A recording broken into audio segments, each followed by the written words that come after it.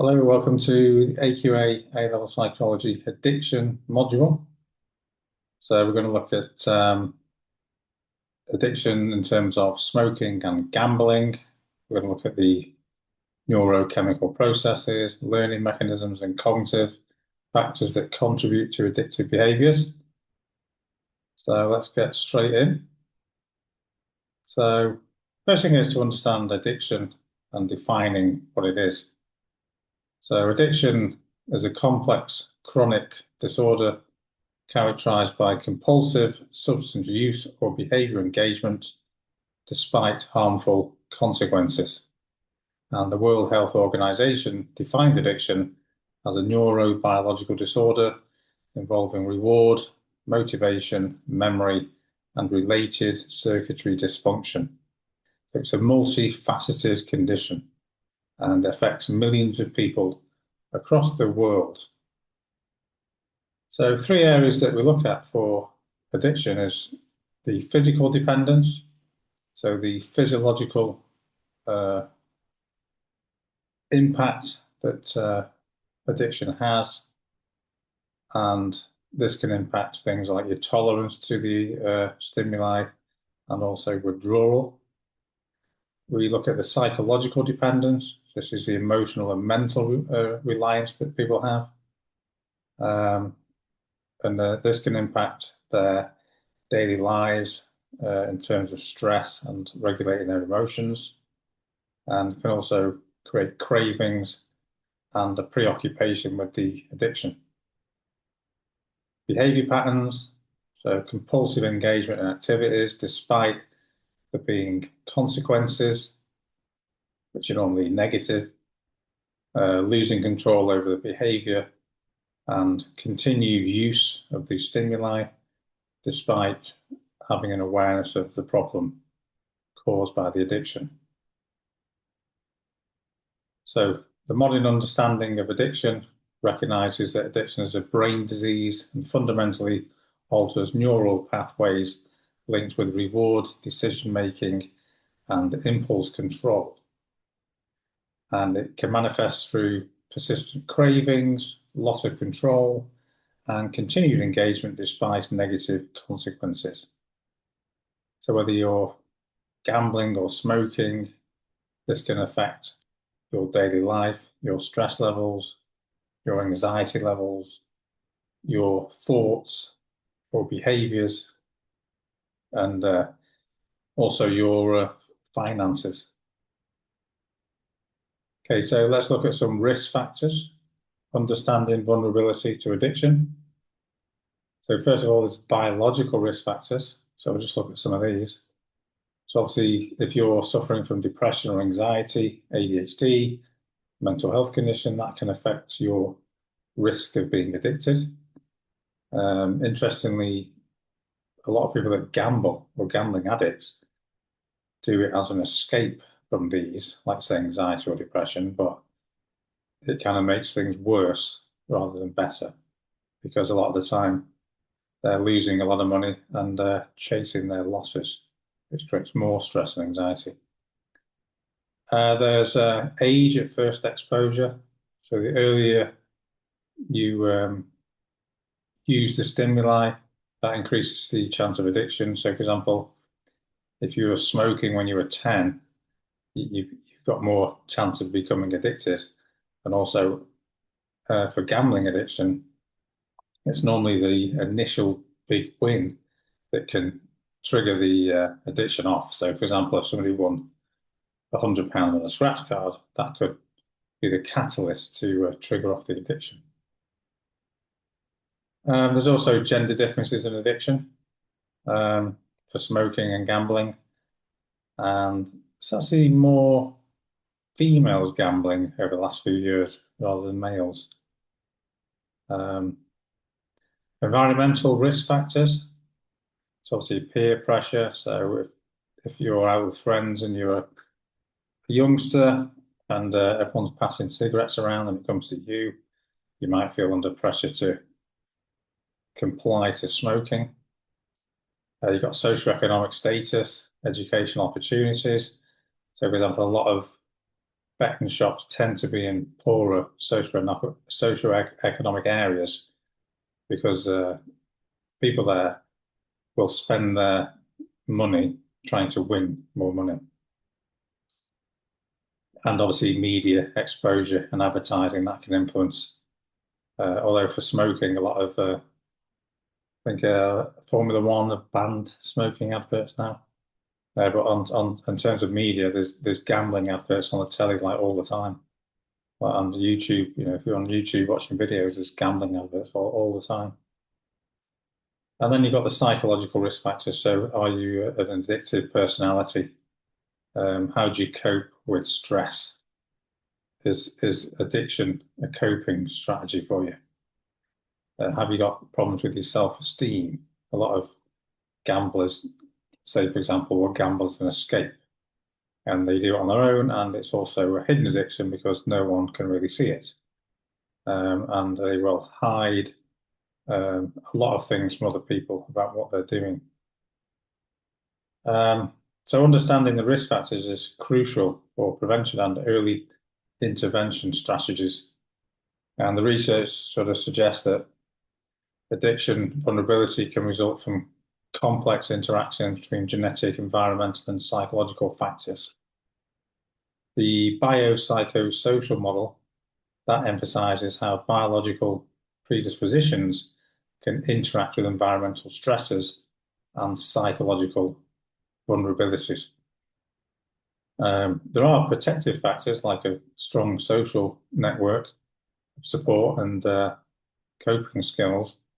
For example, exercise as probably a positive coping skill to stress rather than smoking or gambling. Seeing friends is probably a positive coping skill, speaking to friends rather than keeping things to yourself. So there are certain coping skills that are probably more effective, but a lot of people do choose negative coping skills, unfortunately. So in terms of nicotine and neurochemicals, the brain's reward system. So you've got nicotine intake, it takes about 10 to 20 seconds to reach the to cross the blood-brain barrier. And the nicotine will then bind to acetylcholine receptors in the ventral tegmental area, the VTA. Dopamine will get released in the nucleus accumbens, and that will create pleasurable sensations. Then obviously the more you're doing it, the more desensitized you become, so you need more of the stimuli to make you feel the same as when you first started getting the rewards. So this nicotine can affect the brain's reward circuitry. So when nicotine binds to the acetylcholine receptors, it triggers a neurochemical event that reinforces the smoking behavior. The primary mechanism involves dopamine release in the mesolimbic pathway. The mesolimbic pathway is the pathway that creates happy sort of feelings, particularly in the nucleus accumbens, which process of reward and motivation.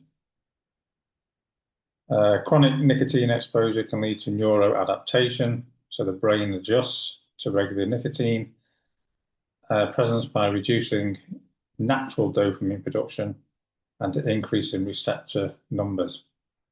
That can then create physical dependency as normal dopamine levels become insufficient without nicotine.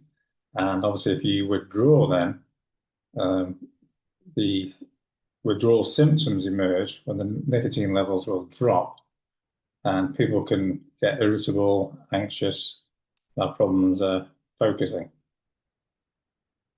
Benowitz and colleagues demonstrated the nicotine's rapid delivery to the brain, and they combined it with short half-life, and this creates a cycle of frequent dosing to maintain neurochemical balance.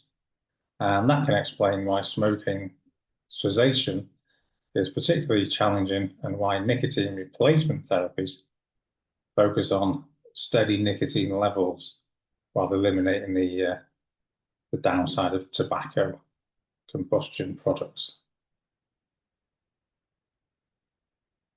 So nicotine and learning theory, so conditioning. So learning theory provides insights into nicotine addiction through classical and operant conditioning, or the two-process model.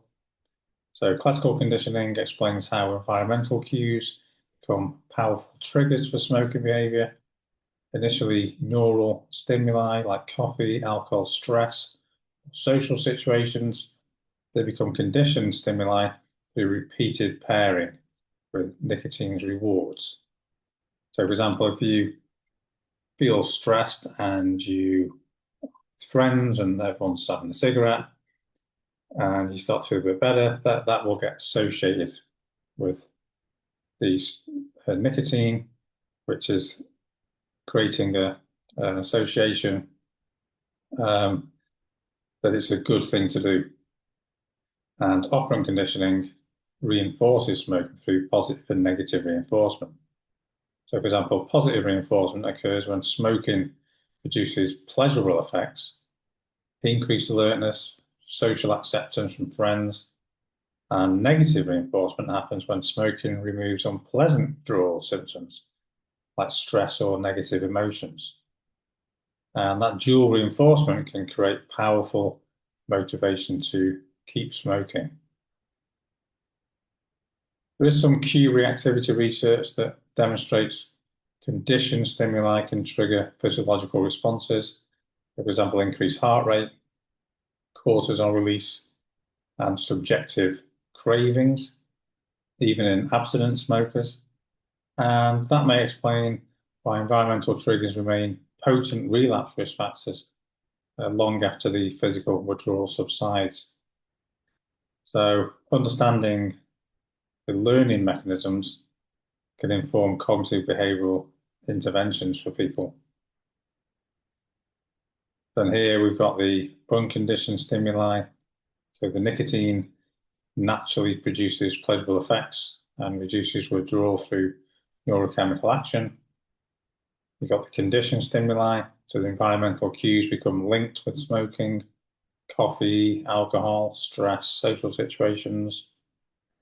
The reinforcement cycle. So smoking in response to cues strengthens the associations, making future cue-triggered smoking more likely. And the conditioned response, exposure to triggers automatically elicits cravings and urges to smoke even without conscious awareness. Take gambling and learning theory. So we've got reinforcement schedules because, say, fruit machines, for example, have a variable reward schedule or variable ratio schedule. So gambling addiction is heavily based on learning theory through classical and operant conditioning. And the ratios, unlike a fixed schedule, variable reinforcement maintains a high response rate even during extended periods without rewards. So you've got the variable ratio. So gambling operates on unpredictable rewards. You never know when your fruit machine is going to pay out next. A gambling addict would keep going until it pays out because they want the dopamine, and they're prepared to keep putting money into these machines until they win. And it's probably one of the strongest addictions out, gambling addiction. It's probably stronger than cocaine. So obviously it's very difficult to stop if you're a pathological gambler.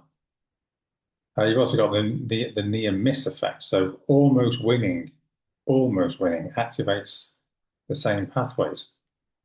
And that's a psychological phenomenon. So it keeps people playing and it engages them for longer because they feel like the win's going to come.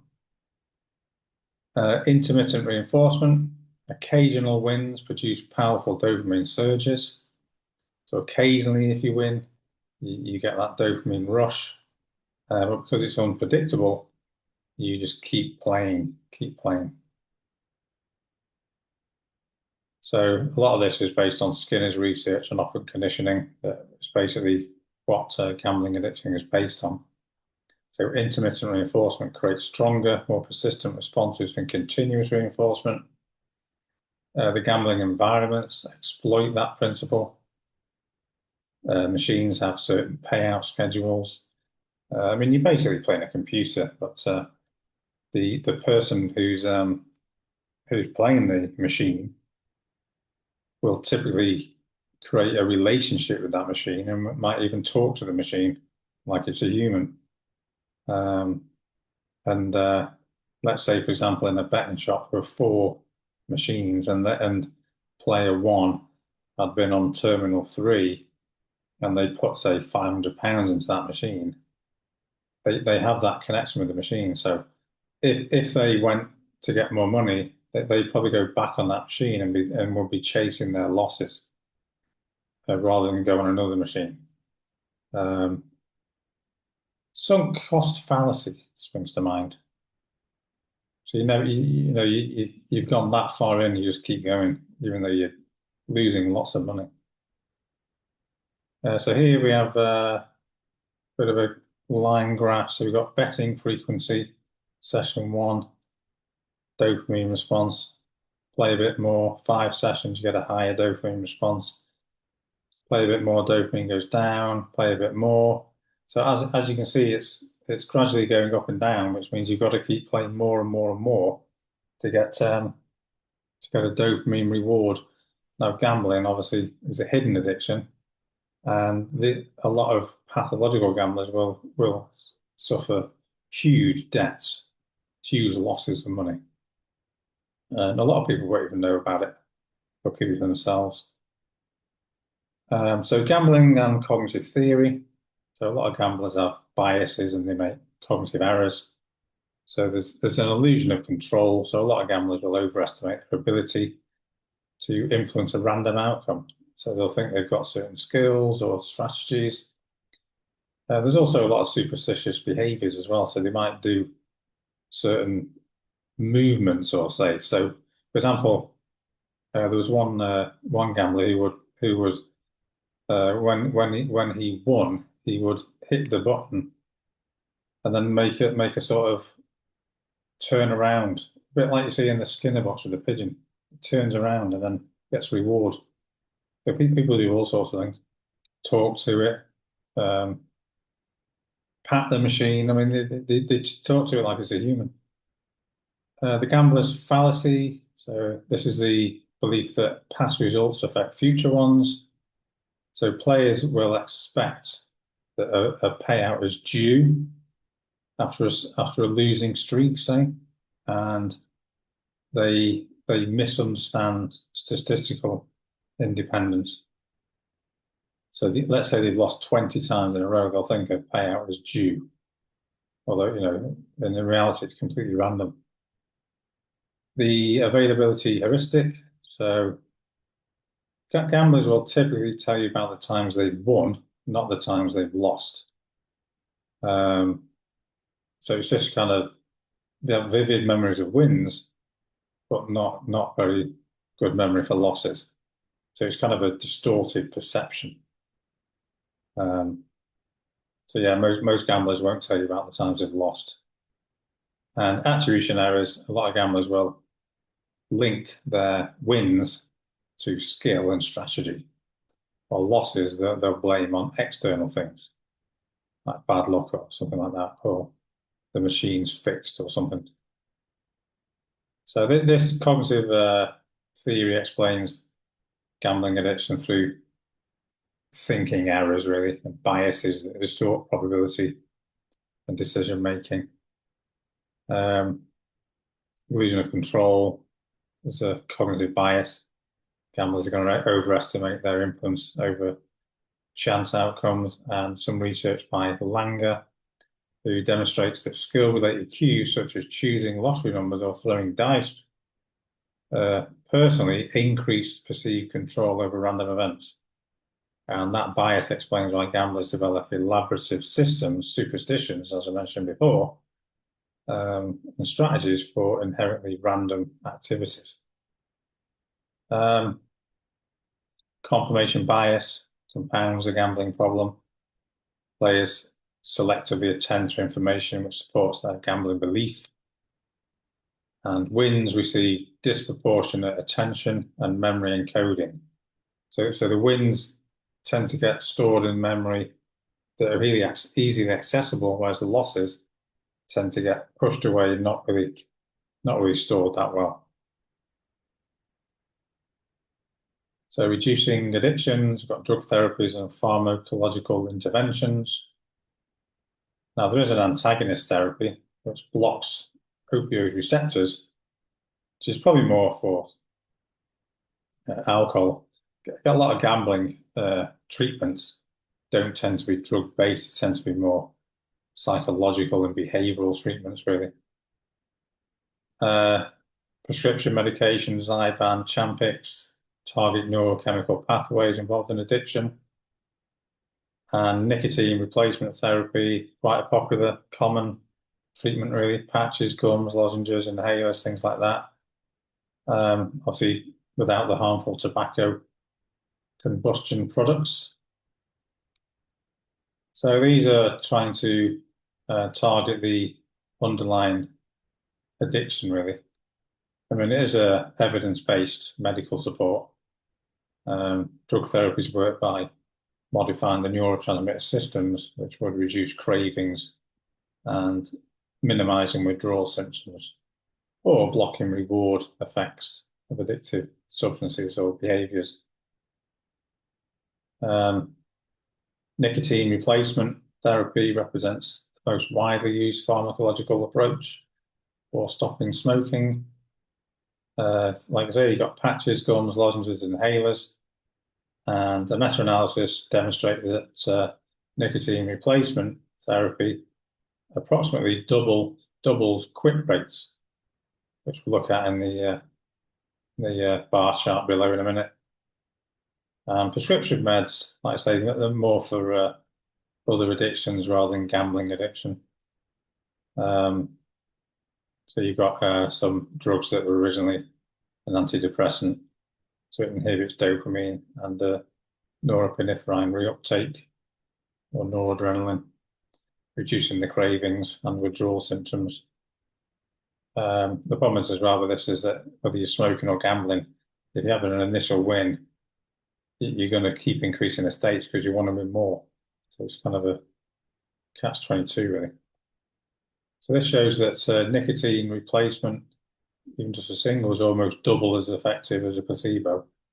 And parensaline is a lot higher, one of the best there. But the nicotine replacement seems to be a very popular treatment for smokers, and it's kind of not too bad to do. You've got to wear a patch or chew some gum and stuff. Whereas things like cognitive behavioral therapy might be a big waiting list, and it's not for everyone. So obviously, if you do, the first thing is to get assessed. So you can look at your addiction patterns, your triggers, any situations. So, for example, if you're a gambling addict, the trigger could be boredom. You think, oh, I need to go and kill a few hours. I'm just going to go out to the bookies and do a couple of hours in there. You can look at distorted thoughts and beliefs about addiction, how you're thinking about it, how you're processing things. So, for example, if you're thinking, I'm bored, I'm just going to go and have a cigarette. I'm bored, I'm just going to go and gamble. You could maybe restructure that to think a different way. Then you've got coping skills. This could be things like relaxation, problem solving, healthy alternatives, like maybe instead of thinking I'm bored, I'm going to go to the bookies, think I'm bored, but I'm going to do 30 minutes exercise or something, or go for a walk or something, or phone a friend or something.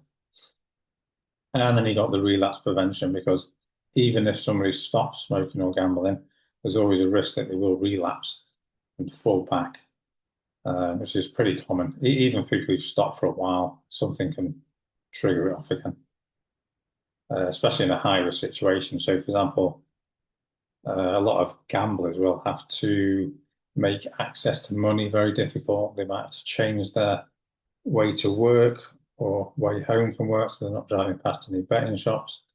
So there's also behavioural changes as well as your thought process. So behavioural interventions focus on modifying the environmental and psychological factors that maintain addictive behaviours. Evidence-based approach. CBT is the gold standard, really. Operates on the principles that thoughts and feelings and behaviours are linked. So if you feel something, you think something, that will then affect your behaviour. So by combining cognitive techniques and behavioural strategies, you can hopefully help them to think differently and change their behaviours. And specific CBT techniques for addiction include functional analysis to understand the antecedents and consequences of addictive behaviour, cognitive restructuring to address any thinking errors, and coping skills to develop alternative response triggers. So like I say, CBT is effective, but it's not for everyone. And also you've got to be willing to do it. And there might be a long waiting list. For gambling, GamCare offer free counselling as well. So you could probably get, if you are a gambling addict, you could probably speak to GamCare. And also you can do things like self-exclude from the shop, so you're not allowed in. Cutting up your debit cards so you can't have access to any money. Leaving your wallet at home when you go out, so you can't be tempted to go to the cash point and spend some money you can't. And then obviously banning yourself from the shops in the first place. And you can also do that for those arcades as well. You can self-exclude from there. So this is looking at theory of planned behavior, Prochaska's model of change. So this is helping people to change. So if you look at pre-contemplation stage, I mean, so this is the person that's got no awareness of the problem. They've got no intention to change. Contemplation, they might recognize they've got a problem and start thinking about change, but remaining ambivalent. Preparation, there might be a commitment to change with specific plans and maybe take some behavioral steps. And then you've got action, which is active modification of behavior, experiences, or environments. And then finally, the maintenance, sustaining the change and preventing relapse. I mean, so yeah, somebody could be free from their addiction for 2 or 3 years and then suddenly just have a relapse or something, for some reason. But the three elements that they look at are the attitude of the person, personal beliefs about the addiction, consequences and recovery benefits, subjective norms, so perceived social pressure, expectations from other people, and perceived control, their confidence in their ability to change and overcome any obstacles. So theory of planned behavior, this explains addiction recovery through 3 key components, really. The attitude towards change, which reflects their personal beliefs and recovery benefits.